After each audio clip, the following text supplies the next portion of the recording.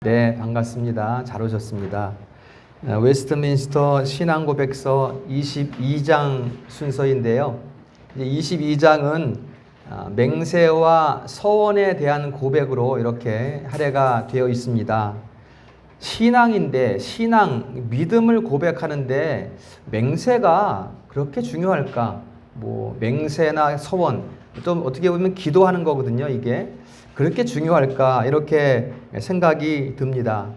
사실 우리는 맹세를 중히 여기지 않는 경향이 있습니다. 우리 삶이 그래요. 우리 생각이 그렇고, 우리가 맹세를 쉽게 잊어버리는 것 보면 잘 잊어버리잖아요. 어제 기도한 것도 잊어버리고, 이런 것들을 보면 우리 삶에서 맹세나 약속이나 이런 것들이 그리 중요하지 않게 여겨지고 있다는 것을 우리가 생각해 볼 수가 있는 것이죠. 하지만 성경은 이 맹세와 서원을 아주 중요하게 다루고 있습니다. 그래서 어떤 분은 이 맹세와 서원이 성경 전체를 돌고 있다, 이렇게까지 이제 표현을 하신 분이 있습니다.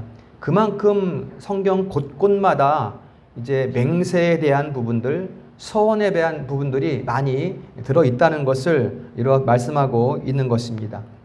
그러면 맹세는 무엇이고 서원은 무엇인가?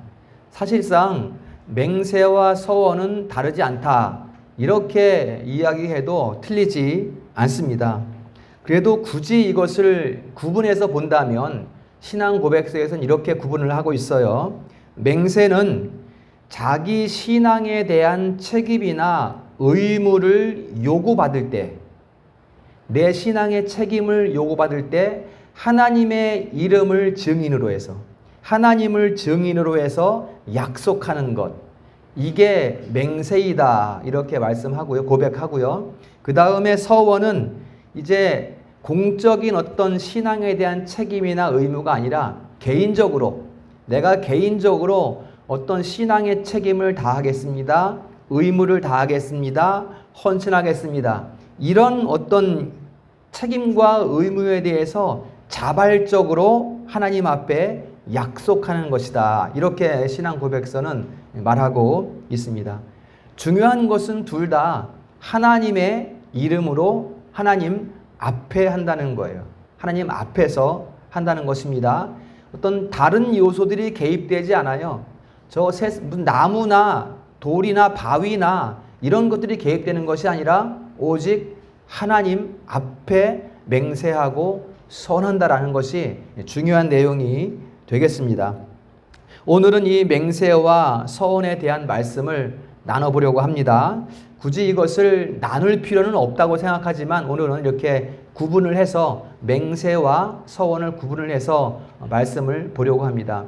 여러분들이 말씀을 듣다 보면 맹세나 서원이나 차이가 없구나라는 것을 이미 알게 될 것입니다. 먼저 맹세의 부분을 보도록 합니다. 우리 성도님들은 하나님 앞에 맹세하는 일이 있으신가요? 종종? 요즘이 어떠신가요? 기도할 때 보면 어떻게 하겠습니다, 이런 맹세가 혹시 있는지 모르겠습니다. 이 맹세하는 사람은 어떻게 보면 진실한 사람이다 볼 수 있어요. 또는 정직한 사람이다, 이렇게 우리가 볼 수 있습니다. 적극적인 사람이에요. 맹세하는 사람은 내가 비록 연약한 사람이기 때문에 다 지키지 못할 수 있을 것 같아도 내가 하겠습니다, 이게 맹세잖아요. 이렇게 보면 맹세하는 사람은 적극적인 사람이다, 하나님 앞에서, 이렇게 우리가 볼 수가 있습니다. 우리가 무엇을 책임진다, 내가 내 자녀를 책임지겠습니다 라고 말한다고 해서 어떻게 내 자녀를 내가 다 책임지겠습니까? 학원에 쫓아갈 수도 없고 학교에 가는데 맨날 쫓아갈 수도 없는 건데, 부모로서 생활이 있기 때문에 어떻게 자녀를 다 책임질 수 있겠어요? 그렇지만 내가 부모로서 내 자식을 책임지겠다라고 하는 것은 그만큼 사랑한다는 뜻이죠. 그만큼 사랑하지 않으면 책임다는 말을 할 수가 없는 거예요. 그러니까 우리가 저 사람은 맹세를 지킬 수 없을 것 같아, 이런 것을 볼 것이 아니에요. 저 사람이 맹세 잘 지키나 내가 보겠어, 이런 것을 볼 것이 아니라 그 맹세의 기도를 하는 사람이 그 사람 마음속에 있는 사랑이 얼마나 큰 것인가, 이것을 우리가 먼저 살펴야 할 것입니다. 그렇기 때문에 사람에 대한 판단, 항상 말씀드리지만 사람에 대한 판단은 우리가 할 일이 아니다라는 것을 다시 한번 말씀을 드려요. 그러니까 우리가 하나님 앞에 맹세하는 것도 마찬가지예요. 하나님 앞에 맹세하는 것도 우리가 하겠습니다라는 것은 하겠다고 결심하는 거지만 우리가 연약하기 때문에 못할 수도 있어요. 그래도 내가 하겠습니다라는 이런 맹세이기 때문에 그것은 하나님에 대한 사랑이 그만큼 크다는 것을 의미하는 거죠. 우리는 그 사랑을 바라보면 되는 것입니다. 자, 오늘 마태복음 5장 34절에 보면 도무지 맹세하지 말라라는 말씀이 있어요. 이 말씀은 아무것도 맹세하면 안 된다 이런 말씀이 아니라 앞에 33절에 이어지는 구절입니다. 헛 맹세를 하지 말고 참 맹세를 하라, 이 말씀이에요. 맹세하지 말라라는 말씀은 헛맹세하지 말고 참 맹세를 하라, 이런 말씀이 되는 것입니다.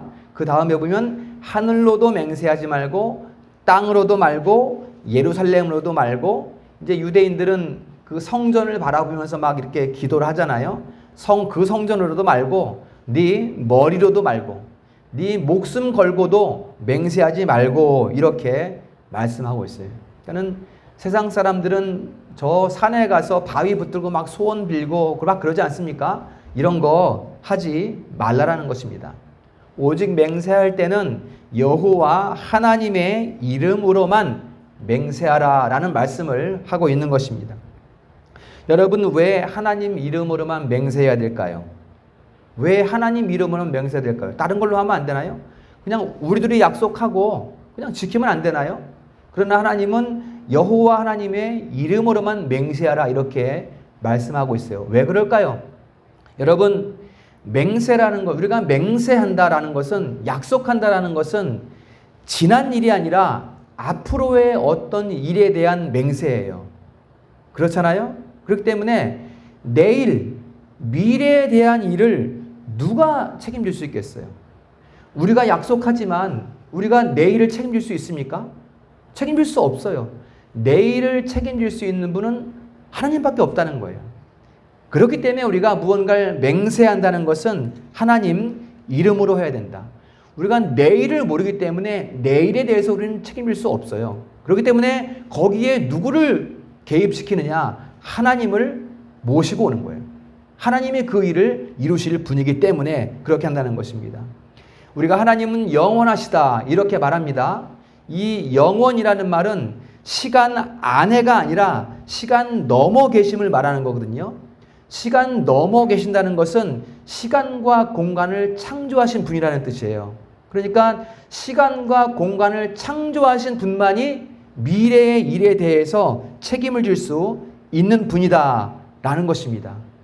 그 하나님께서, 시간 너머에 계신 하나님께서 시간 안으로 오셔요.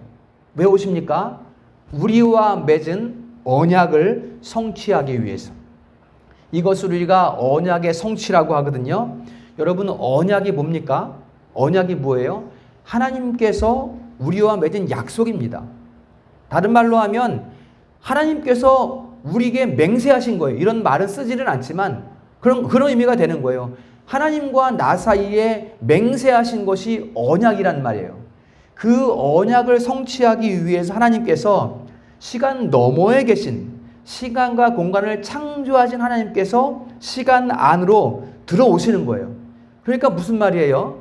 하나님 앞에 맹세한 것, 하나님의 언약은 틀림이 없다는 거예요.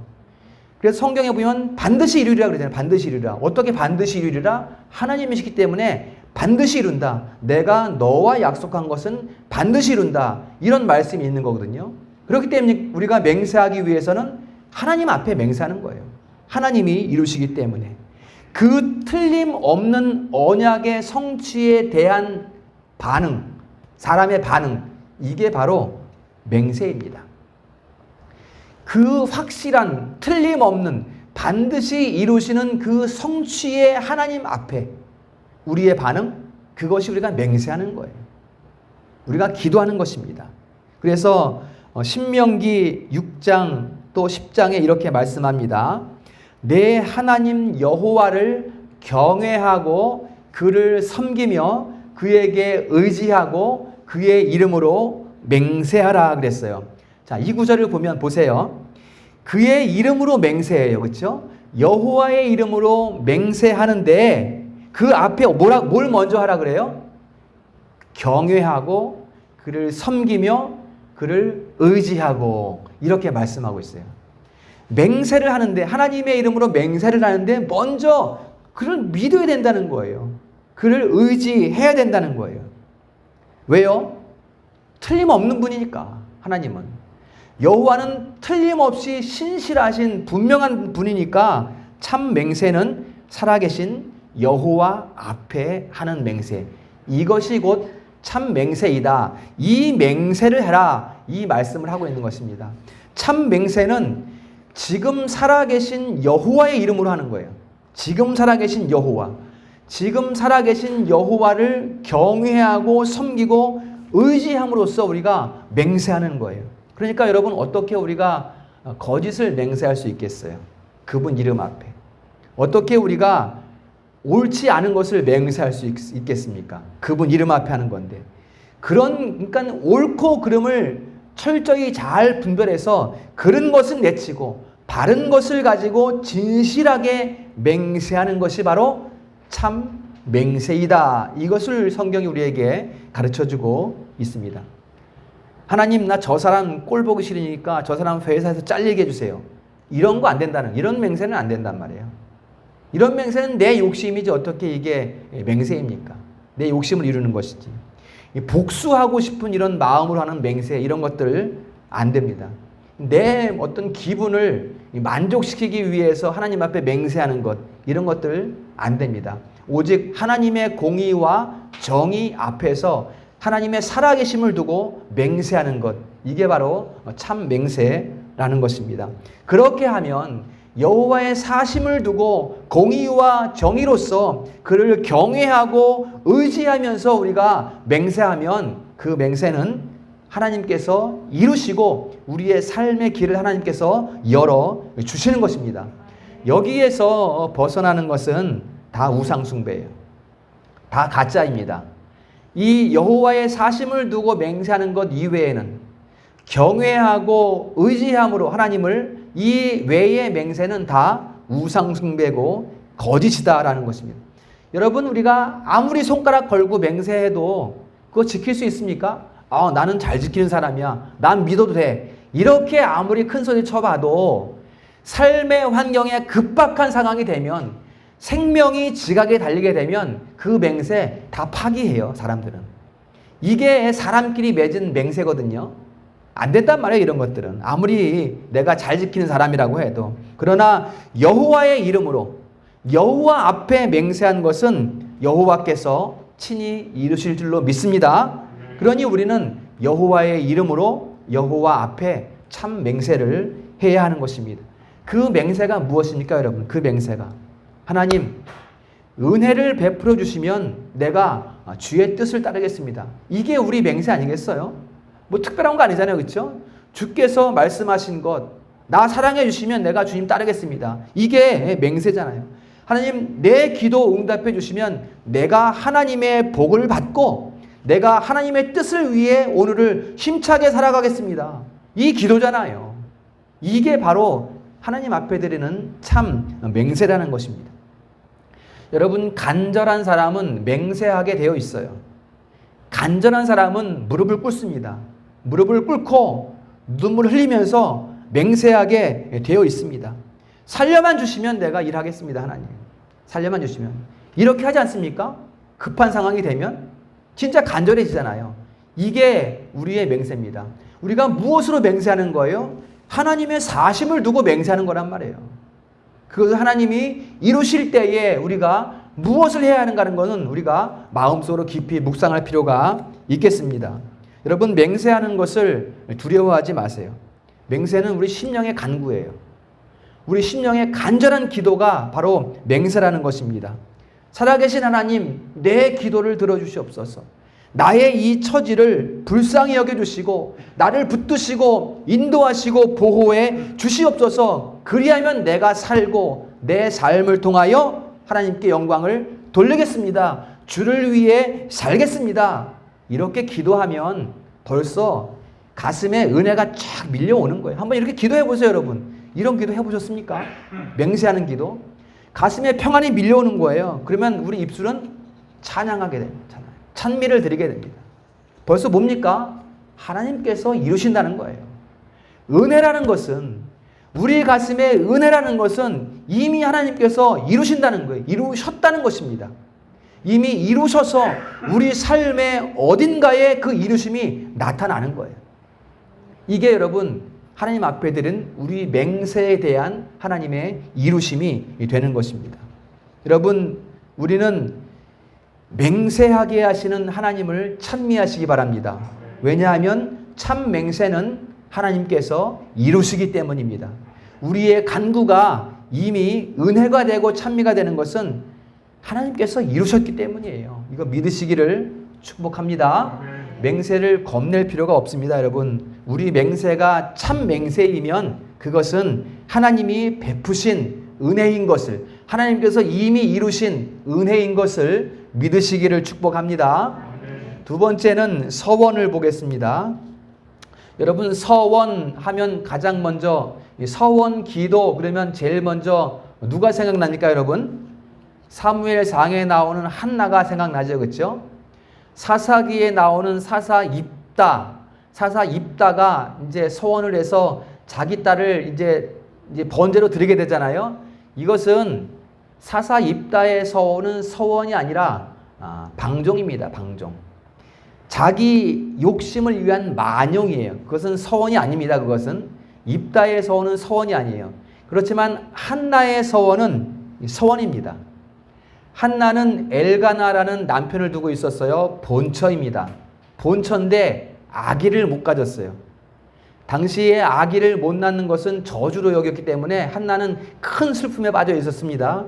거기다가 둘째 아내, 엘가나의 둘째 아내, 이 분인나라는 여자가 한나를 막 욕보여요.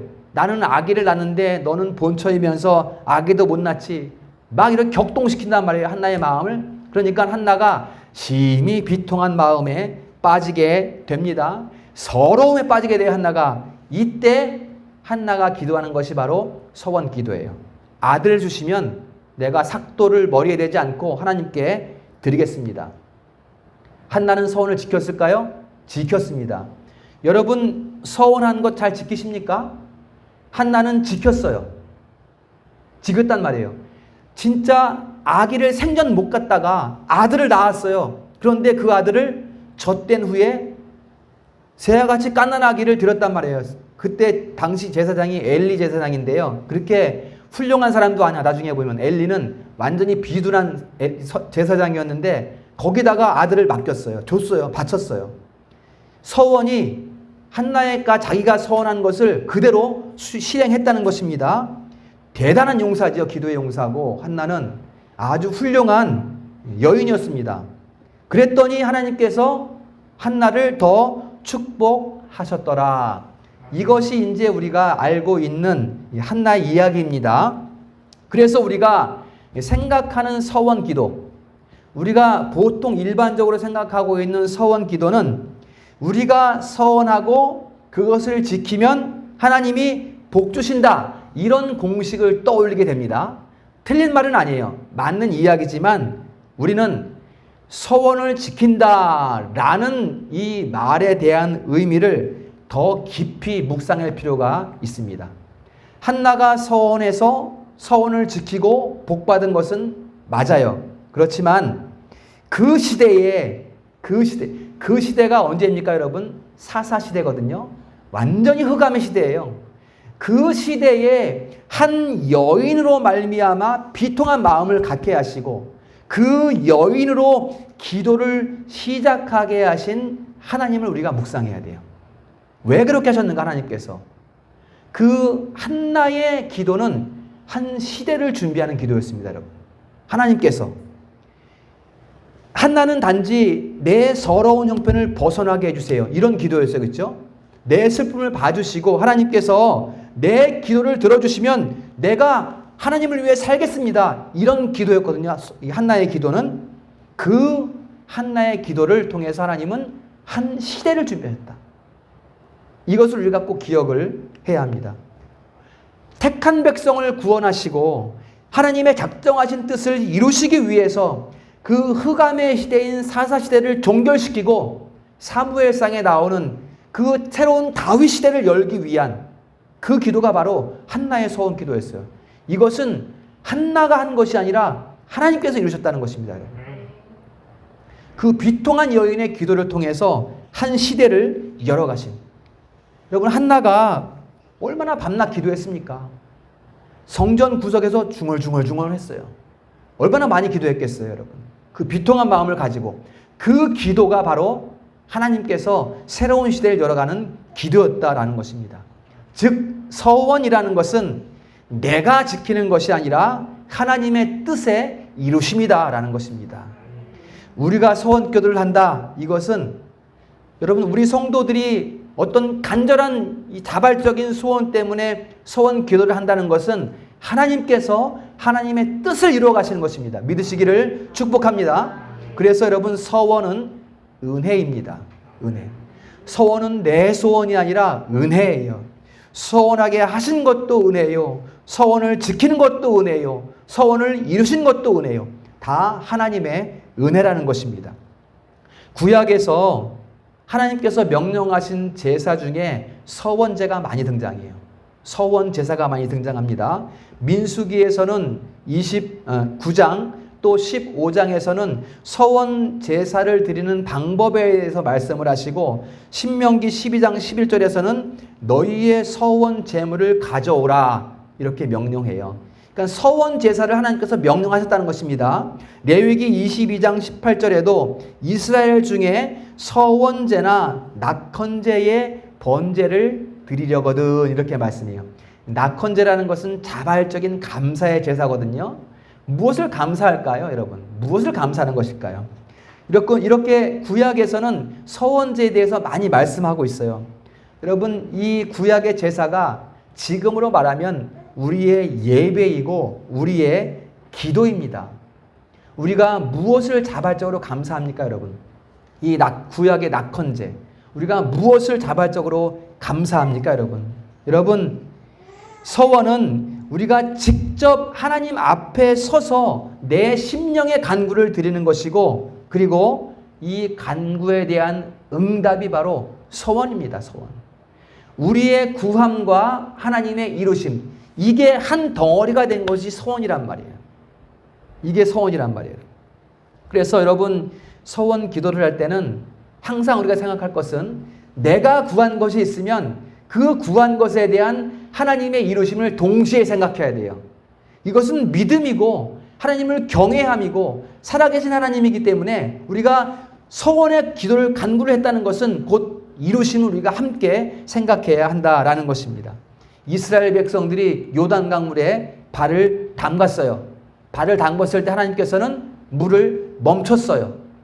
우리가 믿음으로 구하고 행하는 것은 하나님께서 이루신다라는 것입니다. 우리가 할 때, 우리가 말씀을 지키고 우리가 기도할 때 하나님께서 이루시는 것입니다. 믿으시기를 축복합니다. 서원 기도에 대해서 또 한 가지 기억할 것은 한나가 서원 기도를 시작하기까지 얼마나 그 마음이 비통했는가라는 것입니다. 얼마나 아팠는가. 이거는 꼭 기억해야 됩니다, 여러분. 한나는 재산도 필요 없었어요. 재산도 필요 없었어요. 남편 엘가나가 부인 나에게는 조금 주고 한나에게는 많이 줬어요. 필요 없어요. 남편의 위로도 필요 없어요. 재산도 필요 없어요. 그 아픔을 위로할 자가 아무도 없었어요. 그냥 하나님 앞에 홀로 설 수밖에 없는 그 시간, 그때 한나가 기도를 시작했다라는 것입니다. 여러분, 이것은 하나님께서 큰 일을 이루실 때는 우리를 혼자 있게 하신다라는 것입니다. 이걸 기억해야 돼요. 하나님께서 무언가 일하시기를 원하실 때 우리를 통해서 우리를 홀로 있게 하신다. 우리의 눈에 눈물 흐르게 하신다. 그 눈물 앞에서 우리는 무엇을 합니까, 여러분? 무엇을 합니까? 여러분, 사도 바울 아시죠? 하나님께서 3년 동안 광야로 보내셨어요. 혼자서. 모세도 혼자 있었어요. 야곱도 밧단 아람으로 혼자 보냈어요. 야복강가에 혼자 있게 했어요. 그 넓은 광야에 돌베개 배들이 자게 했어요. 다 혼자였어요. 요셉도 혼자였고 다윗도 혼자였고 다 혼자 있는 시간을 보냈다는 것입니다. 성경의 인물들은 혼자 있는 시간을 통해서 하나님께 쓰임 받았다라는 것을 여러분 기억하셔야 돼요. 바로 한나도 그 인물 중에 한 사람이 됩니다. 혼자 있을 때 우리가 뭐 할까요? 하나님께서 기도하게 하십니다. 우리는 혼자 있으면 외로우면 고독하면 슬프면 우리는 기도한단 말이에요. 그때 서원 기도가 나오는 거예요. 아들 주시면 내가 아들 바치겠습니다. 하나님 살려주시면 내가 주의를 하겠습니다. 그때 서원 기도가 나오는 거예요. 그 슬픔 가운데에서. 여러분 우리가 내일을 위해서 우리가 무엇을 준비할 수 있겠습니까? 뭘 준비할 수 있을까? 우리가 기도가 준비해. 기도가. 우리가 준비할 수 있는 것은 기도밖에 없어요. 아까 말씀드렸잖아요. 아무리 사람끼리 맹세하고 약속해봤자 상황이 급박해지면 다 파기해버리는 게 우리의 모습인데 우리가 뭘 준비할 수 있겠어요? 우리가 준비할 것은 기도밖에 없다는 것입니다. 세상에서는 너 뭐 먹고 살래? 너 내년에 뭐 하고 살래? 10년의 인생 설계를 체계적으로 잘 세워. 그래야 세상 살아갈 수 있어. 이 험한 세상 어떻게 살아갈래? 이렇게 우리가 말을 하지만 세상에서는 그렇게 말을 하지만 우리가 내일을 어떻게 알고 우리가 뭘 준비하겠습니까? 어떻게 알고? 다만 기도할 뿐입니다. 산이 무너지는 세상이고 비가 많이 오면 산이 무너져 내리는 세상이고 바다가 넘치는 세상이고 인도로 차가 돌진하는 세상인데 우리가 무엇을 준비할 수 있겠어요? 우리가 어떻게 아이를 지키고 보호할 수 있겠어요? 차가 올라와서 치는데 아무리 아이를 사랑한다고 해도. 그래서 우리가 준비한다는 것은 기도밖에 없어요. 자녀를 위해 기도해야 되고 우리 삶을 위해 기도해야 되고 기도가 바로 우리의 준비라는 것입니다. 내 머리를 짜내서 이런 계획 저런 계획 많이 세워봤자 그거 내일 어떻게 될지 알겠어요? 우리가 기도로 준비해야 됩니다. 기도로. 오직 신실하신 하나님을 신뢰하면서 그분 앞에 기도하는 것이 우리의 준비이고 그것이 곧 서원이다 라는 것입니다. 우리가 믿을 수 있는 것은 신실하신 하나님밖에 없어요. 신실하시다. 변함이 없다는 거거든요. 틀림없다는 거거든요. 틀림없는 하나님밖에 우리가 믿을 것이 없다. 우리가 그 신실하심을 신뢰하면서 요단강물에 발을 담그면 물이 멈추는 거예요. 믿으시기를 축복합니다. 하나님은 내가 발을 담그는 동시에 역사하십니다. 지금 여기에 역사하시는 분이 하나님이에요. 어제 계셨던 하나님이 저 내일 것을 쌓아놓고 준비하는 분이 아니라 어제도 계셨고 오늘도 계셨고 내일도 계시는 그 하나님께서 오늘 여기에서 역사하시는 거예요. 이게 우리의 하나님이십니다. 믿을 수 있는 하나님이잖아요. 이 하나님은. 그런 의미에서 우리의 삶 전체가 서원이고 우리의 기도 전체가 서원입니다. 이게 뭐 서원 특별한 거 아니에요. 우리 삶이 서원이고 우리 기도가 서원입니다. 서원이라는 것은 내가 뭐 할 테니까 하나님 뭐 주세요. 이런 게 서원이 아니에요. 여러분. 잘못 알고 있는 거예요. 하나님께서 분인날을 통해서 우리를 격동시킬 때 분인날을 통해서 나를 격동시킬 때 내가 중얼중얼 눈물을 흘리면서 기도하는 것이 서원이란 말이에요. 이건 지금 우리 삶에 많잖아요. 세상 속에 살아가면서 우리가 중얼중얼 할 일이 많지 않습니까? 하나님 앞에 기도할 일 많고 눈물 흘릴 일 많고 이게 바로 우리의 서원이라는 것입니다. 격동하는 마음에서 무슨 기도가 나오겠습니까? 격동하는 마음 속에서. 세상 사람 때문에 우리 마음이 슬퍼질 때 우리가 무슨 기도가 나오겠습니까? 저 사람 없애주세요. 이런 기도가 아니라 나를 견고하게 하시면 내 신앙을 견고하게 하시면 내가 주의 일을 하겠습니다. 이게 우리의 서원 아니겠습니까? 서원은 예배이고 서원은 감사입니다. 서원은 내 심령의 간구이고 하나님의 이루심을 미리 감사하는 것입니다. 우리 성도님은 매일매일 서원 기도할 수 있기를 바랍니다. 그게 우리의 의지할 바예요. 다른 것은 의지할 것이 없습니다. 우리가 세상에서 살아가면서 무엇을 의지하고 살겠어요? 오늘 하루 눈 뜨고 숨 쉬게 하셨으니 감사합니다. 이게 우리의 소원 기도예요.